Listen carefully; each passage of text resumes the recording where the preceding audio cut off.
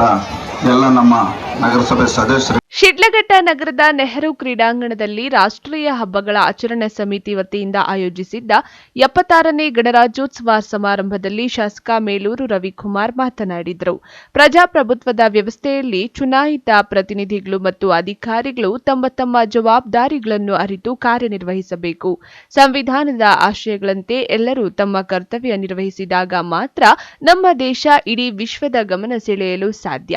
ಹೀಗಾಗಿ ಎಲ್ಲರೂ ಕರ್ತವ್ಯಗಳನ್ನು ಪ್ರಾಮಾಣಿಕವಾಗಿ ಕಾರ್ಯನಿರ್ವಹಿಸಬೇಕು ಎಂದರು. ನಮ್ಮ ಶಿಡ್ಲಘಟ್ಟ ವಿಧಾನಸಭಾ ಕ್ಷೇತ್ರದಲ್ಲಿ ಸುಮಾರು 2,05,000 ಮತದಾರರು ಇವತ್ತು ಕ್ಷೇತ್ರದಲ್ಲಿದ್ದು, ಈ ಒಂದು ಕ್ಷೇತ್ರದಲ್ಲಿ ಬಹಳಷ್ಟು ಆರ್ಥಿಕವಾಗಿ ಶೈಕ್ಷಣಿಕವಾಗಿ ಹಿಂದುಳಿದಿರ್ತಕ್ಕಂಥ ಕ್ಷೇತ್ರವಾಗಿದ್ದು, ಇವೆಲ್ಲ ಗಮನಿಸಿದಾಗ ಈ ಕ್ಷೇತ್ರದ ಮತದಾರರು ನನಗೆ ಆಶೀರ್ವಾದ ಮಾಡಿ 2023 ವಿಧಾನಸಭಾ ಚುನಾವಣೆಯಲ್ಲಿ ಅಧಿಕಾರ ಕೊಟ್ಟಿದ್ದಾರೆ.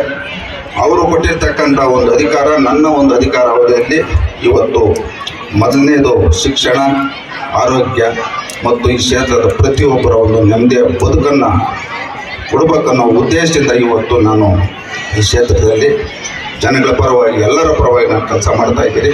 ಮುಖ್ಯವಾಗಿ ಇವತ್ತು ಈ ಒಂದು ಕ್ಷೇತ್ರದಲ್ಲಿ ಒಳ್ಳೆಯದಾಗಬೇಕಾದ್ರೆ ಏನು ಇವತ್ತು ನಮ್ಮ ತಾಲೂಕಿನಲ್ಲಿ ಇರ್ತಕ್ಕಂಥ ಎಲ್ಲ ಇಲಾಖೆ ಅಧಿಕಾರಿಗಳು ನಮಗೆ ಸಹಕಾರ ಕೊಡಬೇಕು ಅಂತ ಈ ಸಂದರ್ಭದಲ್ಲಿ ಅವರು ಗಮನ ತರ್ತಾ ಈ ಒಂದು ಕಾರ್ಯಕ್ರಮದಲ್ಲಿ ಭಾಗವಹಿಸಿ.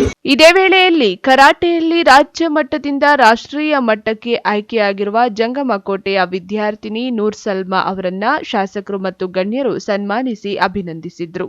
ಪೊಲೀಸ್ ಇಲಾಖೆಯ ಅಧಿಕಾರಿಗಳು, ವಿವಿಧ ಶಾಲೆಯ ವಿದ್ಯಾರ್ಥಿಗಳು ಆಕರ್ಷಕ ಪಥಸಂಚಲನ ನಡೆಸಿದ್ರು.